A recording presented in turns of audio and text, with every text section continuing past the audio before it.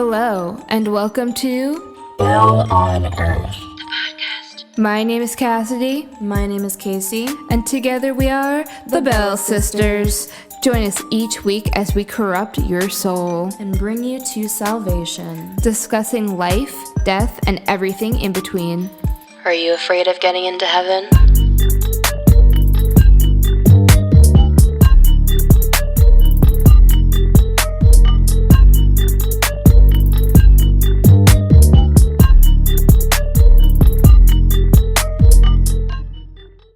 Hello, Hello and welcome back. to Bell on Earth. Your nightmare. True. Especially this episode. Yeah, for real. Oh my god. So this episode, we wanted to make it a little bit light, kind of fun, since the last two episodes were obviously very heavy. Yeah. And we wanted to talk about the TLC channel, as well as just like reality shows in general, because it kind of relates to last week's topic in that they are just quite crazy and weird and mildly abusive. Mildly. Yeah, but I think it's also light in terms of we can have fun and like make fun of some of these shows and just talk about them. Yeah. Yeah, it definitely came up because of like Quiet on Set, and then of course, not to promote, but like the JoJo Siwa stuff going on with her new single coming out. So like it's everything that I've fucking seen has been against my will. I've been like trying to stay off social media because I'm just so tired of being bombarded with all this shit. But it just kind of like brought us in that mindset of like these shows are so ridiculous sometimes, and like I don't know, in some ways I feel bad for people like JoJo who like had to grow up being so exploited on these TV shows. But it still, like, honestly doesn't take away from the fact that she's just, like, really annoying. Yeah. But I think that was, like, what we had talked about originally was the fact that, like, people like JoJo Siwa, and, I mean, kind of specifically JoJo Siwa, but, like, a lot of people from these reality TV shows kind of end up being, like, brain deformed. Because, like... I mean, who are we to speak, but... Yeah. I feel like we're just, like, brain differently formed. Yeah, basically. But, like, realistically, like, I can't imagine what growing up on a TV show, especially one, like, Dance Moms, which, to be fair, is not TLC. It is... True. Lifetime, I think. I believe so. Yeah, I think I looked it up before. But, yeah, it's not TLC. But anyway, Dance Moms is, like, such a crazy... abusive show. Like, Abby Lee Miller was not cool or like nice in any regard, and I just can't even imagine what that has done to like these little girls' brains. Oh, for real. And there's like no way that like any of them are like okay now. Like, No. I know that they tried to have, like, some sort of reunion, and, like, most of the girls would just not go because they, like, did not want to relive all the stuff they went through. No. Which is just crazy. And, like, again, like, you were talking about, it's, like, you want to have some sympathy for JoJo because it's, like, yeah, she went through this, like, really significant trauma and stuff. Obviously, like, in like public too. Yeah, we all watched it happen, and like, of course, like, you know, the producers are telling her to say mean things about the other girls, and like they're all being pit against each other, and they're being overworked and underpaid and blah blah blah. And as a child, like, it's one thing to like go through all that as an adult, right? Because your brain's like not forming, like that literally yeah, forms your brain in a different way to Yeah. go under that much stress. On top of also, like, perfecting, like, your craft and something that, you know, I mean, it's such a young age. If you're a dancer, you probably, I mean, you're either being forced into it by your parents or it's something you're really passionate about. And both of those basically, like, ruin your life. Like, you either are being pressured to be in this and now have to be perfect because, like, the people who are raising you and are, like, legally obligated to take care of you are forcing you into a thing you don't want to do, or you like are being so heavily pressured about a thing that you truly love and are passionate about, and you don't get to explore it in your own way and create your own like artistic creations because you just like aren't allowed to. Like you have to do what they're telling you to do, and you can't like express yourself in the way that you would like to.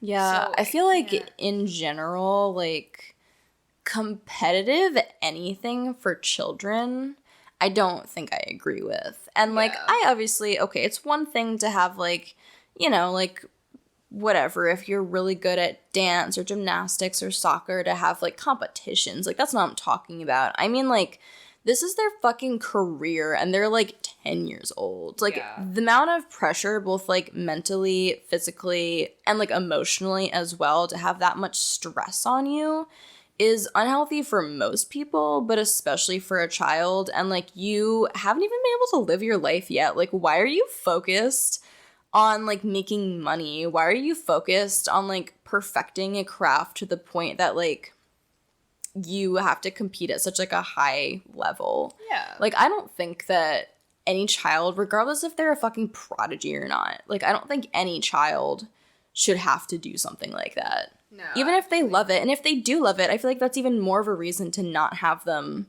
go through this kind of shit. Exactly. And yeah, I agree. Like, I think tournaments and, like, competitions, like, between, like, other people in your area or even, like, out of state or whatever, like, it's not, like, that big of a deal as long as it's, like, you're competing because you like the sport and because you, like, do these things, like, you know, like the smaller competitions that like we've done before, right? Like, yeah, like when I played soccer, like that's one thing to like, you know, we practice a couple times a week, we have a game, and then we have a tournament like a couple times a year. Yeah, right? And like that's fine. Fun. And like it does have you like working towards like a goal, like absolutely. It like kind of, you know, like it gives you like that tiny bit of pressure to want to improve, but like not too much where it's like, well, if I don't like win this like jamboree or whatever the fuck they called it, like jamboree or whatever. The jamboree. The jambalaya. The jambalaya. If I don't win this jambalaya, then my family's not going to eat for the next year. Literally. You know what I mean? Like, it's kind of ridiculous to put that much pressure on a child, which again, like, it relates a lot to like what we've been talking about with Quiet on Set. And I think even more so because not only do you have pressures of the set, including the production, the people behind the cameras, you have the pressure of your parents who are trying to like egg you on and do better. You have the pressure of like all these people around you like telling you that you have to be perfect and that you have to do better. You're not getting the top of the pyramid. But it's also a reality TV show. So while the public, for the most part, understands that like Drake Bell is not like the way that Drake is on camera, or that like Jeanette McCurdy, like, you know, like sometimes it's hard to like differentiate people from their character, especially in like a children's show. But you know, I think that like the general public can understand that like Jeanette McCurdy isn't like Sam. Just playing a character. Like, yeah. Whereas like if you're watching Dance Moms and you see like these little girls, like it's kind of hard to differentiate the fact that like they are still playing a role. They're not necessarily just being their authentic selves on camera, even though it is recorded and it's like quote unquote like reality TV. Like they're being, you know, pressured to say certain things, or they're being told to perform a certain way, or they're being like pushed to like turn against each other and like whatever, and like it's still kind of scripted, even though not everything is scripted, but like a large part of it. It's like they're still playing a character but under their own identity. Yeah. When like, especially as a child, like you don't even really have a full identity yet because you're still learning yourself, you're still like trying to exist in this world, and like to have like that much pressure on a child and then go and manipulate everything they do and say is bizarre to me. Right. And it's like not even because like then you have the pressure of being on the production and everything else, but because they're tied to their own like legal names, they're now, like, have so much more, like, pressure from the public, and they're so much more vulnerable to people because, like, that's their full legal fucking name on TV. Like, this isn't, like, a made-up name or anything like that. Like, it's like, supposed to be them. It's supposed to be their character, quote unquote. And I think, like, a lot of times it's hard for the public to differentiate the fact that, like, it's a TV show and, like, this is a person. Yeah. And that can be really traumatic for these girls because now, like, what the fuck are you supposed to do? Like people are gonna come up to you and be like, oh, like, I saw you on Dance Moms and, like, you were a real fucking bitch. Like, you're a horrible person, blah, blah. And, like, you know... Yeah, I was also 8. But you know that people would, like, do that shit. Especially to little girls. Like, they don't give a fuck. They don't give a fuck if they're little or not.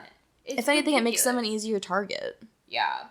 Yeah, for real. Which, like, just as a side note, especially on Dance Moms, like, in particular, like, I have seen a lot of people kind of, like, reflecting back on that show in particular, and just, like, some of the dances and the outfits they have them wearing. Oh my god. And I'm like, that is just disturbing. And it reminds me of, I mean, obviously, like, Toddlers and Tiaras, but, like, what was that one show that was kind of like a documentary about, like, little children? What? There was this documentary where it was, they, like, were talking about kind of, like, young exploited girls on TV, but then they were, like, there's a lot of backlash, because it's like, well, you're, like, literally putting the same shit that you're trying to talk about on TV and, like, showing. What was the name of that? I'm gonna try to look this up. I have no idea what you're talking about.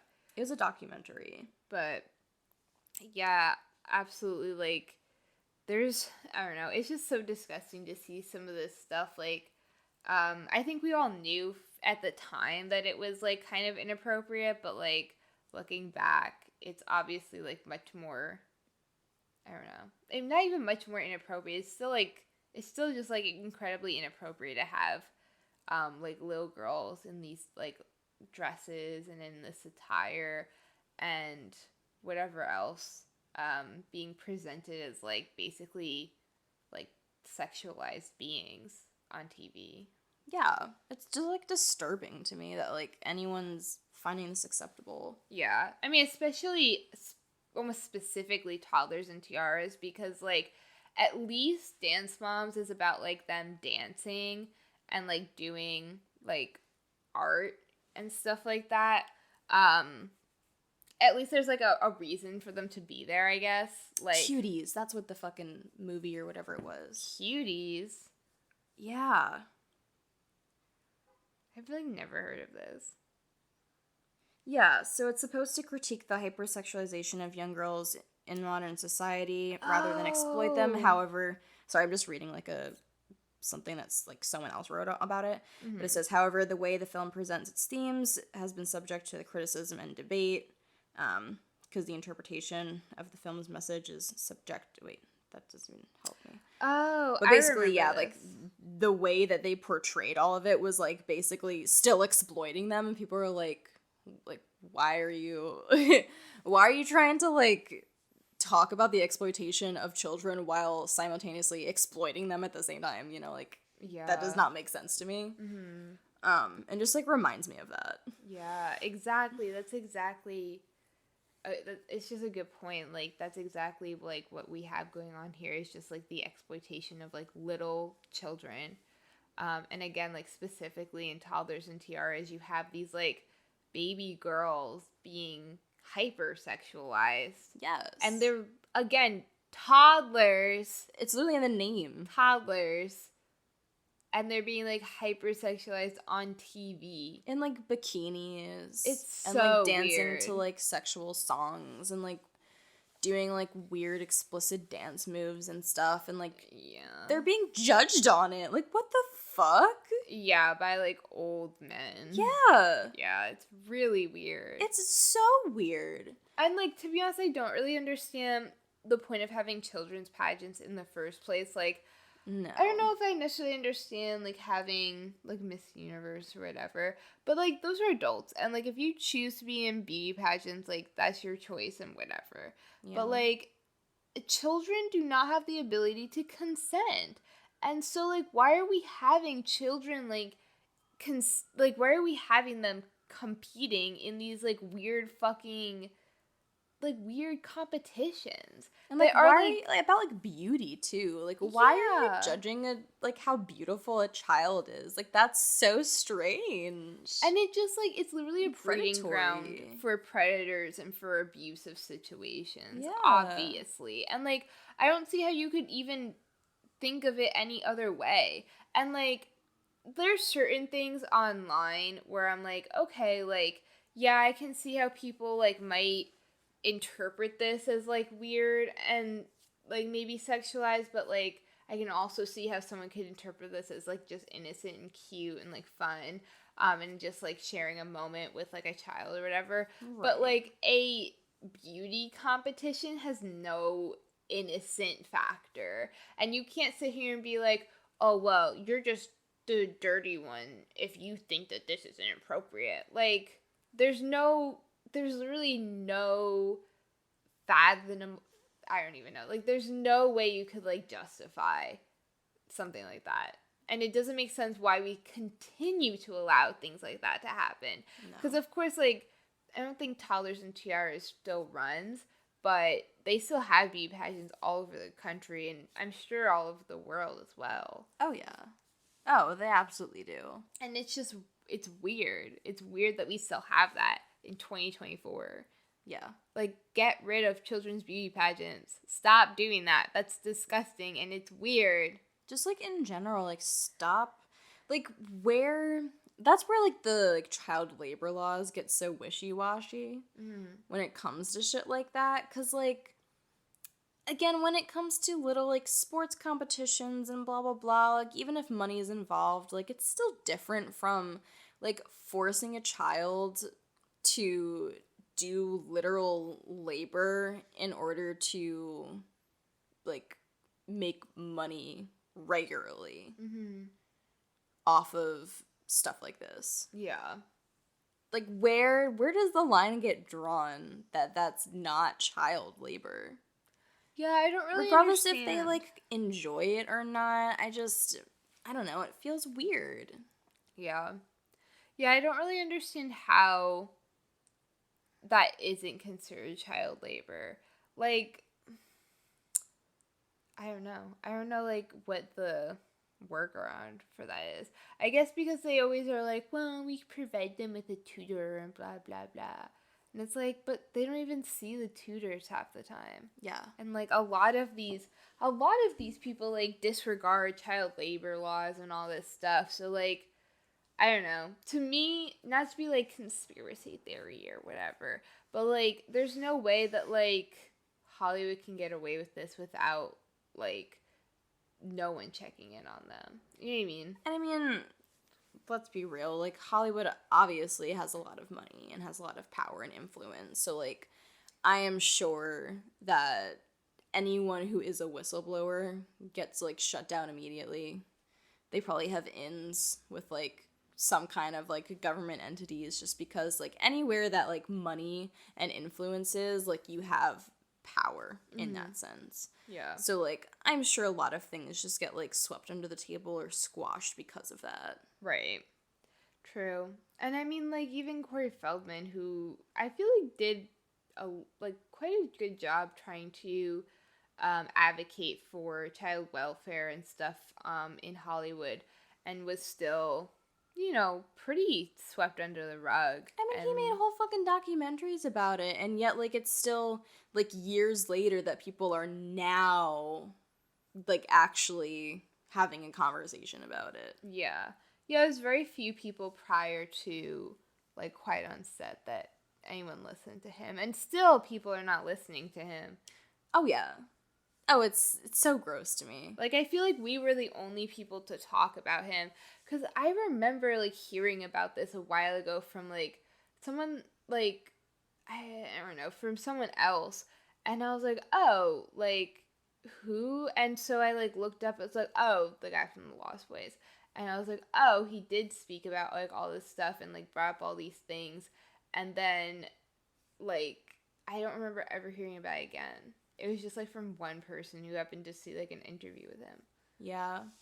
And I don't know. I guess we'll have to see. But, like, I also question how much of this is going to be, like, a fad that, like, kind of becomes that, like, talking point. Like, it goes all over TikTok and Instagram and everyone's talking about it. But then it kind of, like, nothing ever happens.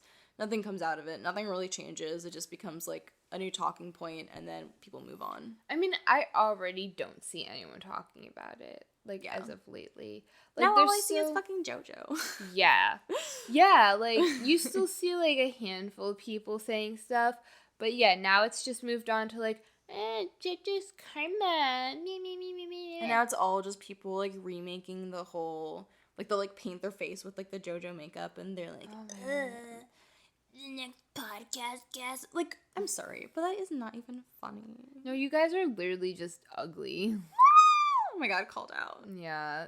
It's literally, like, not funny. You guys are, like, being fucking dumb, and, like, that needs to stop. Because, again, so annoying. like we were saying, like, JoJo's, I mean, listen, like, the song is cringy, it's annoying, and she's annoying, and, like, her promotion of it is annoying. And yes, but, like, we know it's not her fucking original song either. Like, I don't fucking care. Like, this is the music industry. That's what happens. Yeah. It's nothing new. I guess to, like, sidetrack slightly, like, she doesn't write her own songs. Like a lot of musicians do not write their own songs. The majority of them really don't. Especially, like, the big hits. Yeah. Like, even artists that do write their own songs, like, a lot of those, like, bigger hits end up being written by other people and, like, given rights to them. Yeah. Like, that's just how, like, the industry is. Like, Kesha's mom, like, that was what she did. She wrote songs for, like, Dolly Parton and other, like, pop, like, country people and stuff like that. Ed Sheeran got his start as, like, writing for a ton of different people. Like, he was a songwriter originally. Yeah. Like, people, like, they get their songs written. It's not that serious. And also, like, not for nothing, but those are two different skills. Like, to write a song and to sing a song are two different skills. And, like, some people have both, and some people have one or the other. Yeah. Like, it's not that serious. And, like, just because someone can't write a good song doesn't mean that they can't sing it well. Or not, like, because some people, like, are, like, they like writing the songs, but they don't want to be a performer or, like, a major artist. Exactly. And vice versa. Or exactly other way around. Like, oh my gosh, Elton John's, yes. I can't even remember his name now. It was a Birdie? Something like that. But Elton John's songwriter, like, he was not a performer. He didn't want to perform.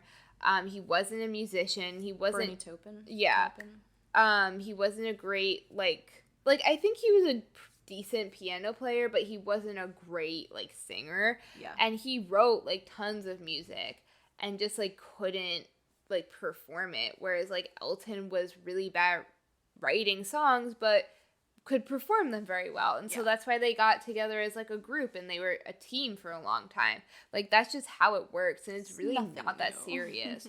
Yeah, and, like, a lot of people are saying that she stole the song, but I guess the whole thing was that someone else was given the song.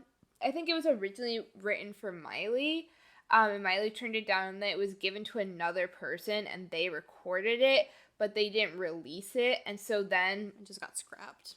Yeah, so it was an unreleased song, and then they gave it to JoJo, and, like, they were like, oh, well, we think you would like this song, or whatever. And yes, like, I saw interviews where she was talking about how she wrote it, blah, blah, blah, but, like, I'm sorry, but, like, I don't care. I know. It's not that fucking serious. And, like, the more you give attention to it, the bigger it gets. Yeah, exactly. Like, just shut up. Right. It's just not that serious, and, like we were saying, like, I think there's two sides of it. Like, one is the fact that, like, yeah, she is fucking cringy, and, like, like, whether you or not you like the song, like, it's kind of cringy, whatever, and she's kind of being annoying about it. But the other side is the fact that, like, she, again, was an exploited child. She is doing what she's being told to do. Yeah. And, like, it is what it is. Like, it's really not that serious. And like you said, like, the more you talk about it, the more relevant she gets. And the less you talk about it, the less relevant she gets. So if you want her to be less relevant, then, like, just stop fucking talking about it and making these stupid, equally cringy reels and TikToks where you're wearing ugly... Yeah, literally. Like, where you're wearing the same ugly-ass fucking makeup and doing stupid-ass fucking bullshit. Like, you guys are just as bad as her. If not, again, worse. Worse. Yeah. Like, come on. Stop. You heard it here first. Yeah. Enough. We said so. Or else. Or else. Bitch. Yeah, it's just, like, stupid and ridiculous. Like, I just don't fucking get it. I don't get it. Like, we're here, and, like, yeah, like, we're talking about it and blah, blah, blah, but, like, I don't know. We're like, doing it in a cool way. We're doing it in a cunty way. Yeah. And, like, I don't know. I feel like, in a way, we're also kind of, like, sympathizing and, like, defending JoJo, because, like, not that I defend her behaviors and song. Yeah. But, like, I do, as we were saying, like, I do, in some ways, like, feel bad for the fact that she did have to, like, grow up on TV. And she did have to go through all of that, like, manipulation and abuse. And, like, people will have so much sympathy. I mean, as they should for, like, Drake Bell and these kids on Quiet on Set. But then when it comes to JoJo... Like, no one... In the same fucking breath. In literally the same fucking time period. Like, literally one after the other were like, oh, why didn't they protect the kids? And, oh, my childhood was ruined, and blah, blah, blah. And then, literally, in 30 seconds, turning around and being like, JoJo Siwa is such a fucking weirdo. Yeah. Like, and it's like, that's why I question if anything's going to change. Or that people even fucking care. Right. Like, for me, it's just, like, it's just another fad. It's another thing it's another trend to talk about. And then people fucking move on. Like, people don't actually really care. Yeah. Well, no, and this is, like, what I was saying, I think, last week, is that, like, we, as the public, are just as much abusers of these children as the actual fucking abusers. Yeah. We exploit them. We allow them to be exploited. We eat up their fucking shit for entertainment. Like, we don't want to stop seeing, like, children being exploited, basically. Yeah. Like, come on. And then also, on top of that, you have people who follow these people around, show up at their hotels, show up at their houses, like, all this crazy shit, are disrespectful in public when they see these people in public. I remember I read Jeanette McCurry's book, I'm Glad My Mom Died. And first of all, it's really, really good. Highly recommend it. But also, like, in the book, she talks extensively about how, like, horrible and, like, traumatic and, like, disgusting she felt every time someone came up to her and was like, oh, Sam, you want some chicken? And, oh, Sam, like, where's your butter sock? Or whatever. And, like, she would be, like, so, like, heartbroken and so grossed out because, like, on top of, like, her being, like, shouted these, like, weird things that, like, she was kind of starting to grow out of at some point, she's also, like, going through, like, a severe eating disorder. Yeah. And it's just, like, come on, you guys don't, like, understand that these people are fucking human. Like, stop. Like, I get that we truly think that we, like, know these people, and to some degree, like, I think that the way that the media is set up, it's set up in this way, especially now with Instagram and TikTok and stuff, that we feel like we have a relationship with these people, but we literally do not. We don't know anything about them. We know, like, what they put out there into the public, but we don't know what's going on in their private lives. And it is up to us as the public to have these things change and shift, because, like, we are the ones who have the power to do that. And these people are all going to protect each other.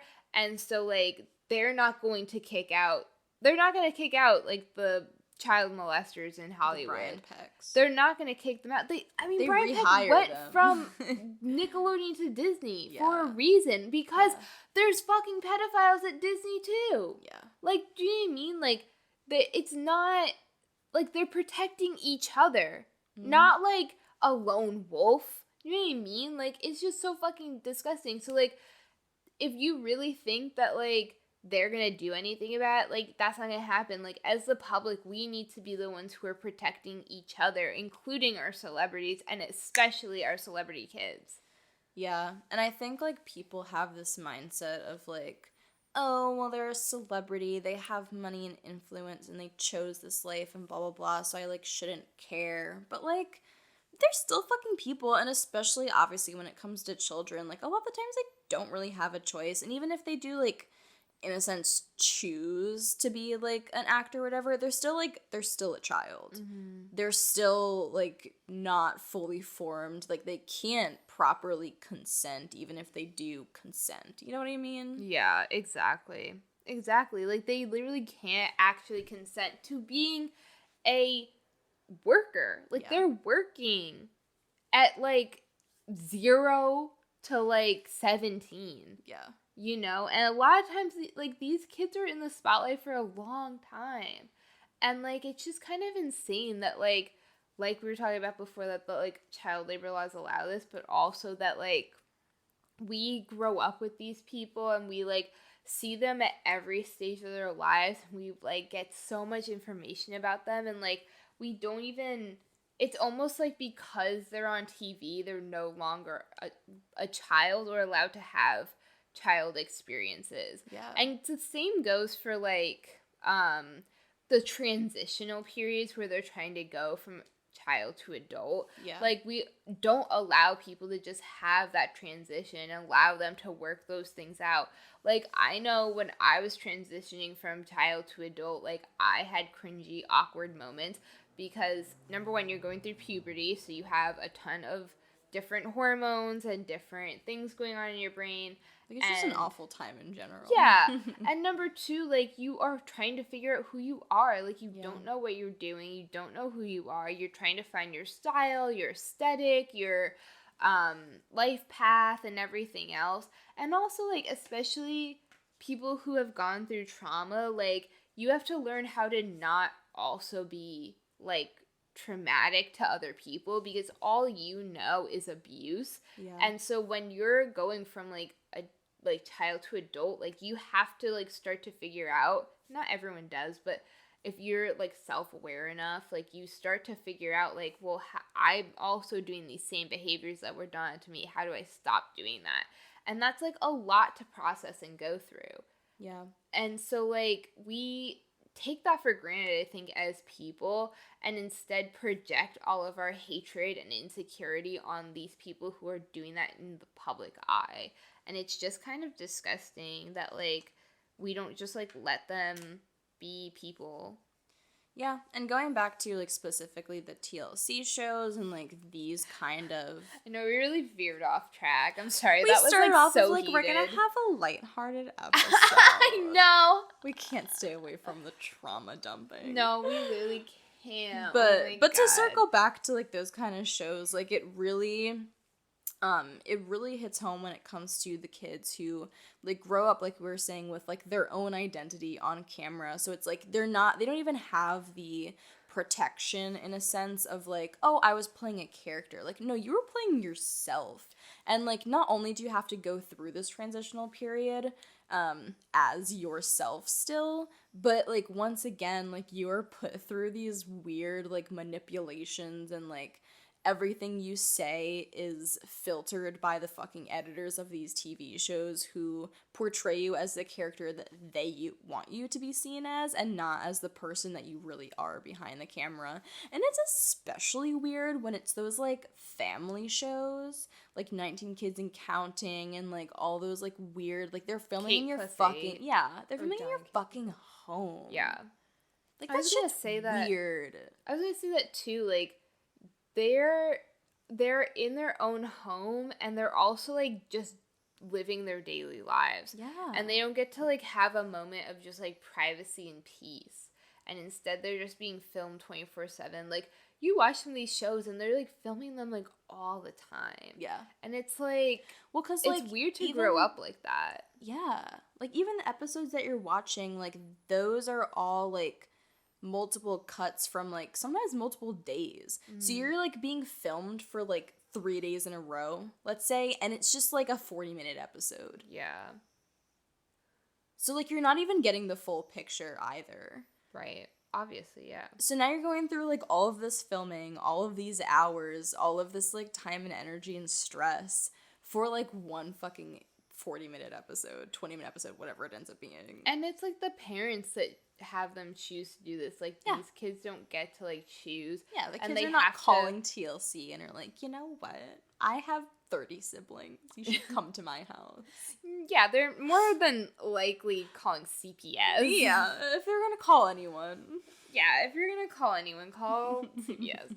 But no, for real, like, and it's especially weird when you have these like very little kids who like really don't know any better and are literally having their entire lives filmed and like growing up on camera. And they're like throwing tantrums, which like first of all they're a young child, but second of all like I would also throw a tantrum if I was being like fucking followed by a camera every day. Yeah.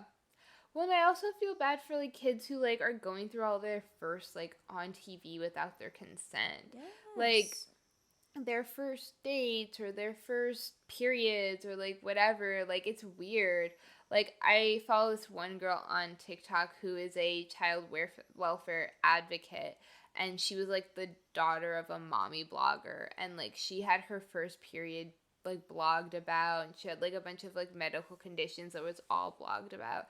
And like I just like listened to a lot of her TikToks, and she's like, I don't get to like choose what's out there or not. Like my identity is tied to these like blogs that I have no control over. I didn't see a cent from, and now my personal information that I did not want or choose to be on the internet is on the internet, and I can never get taken down. Yeah. Basically.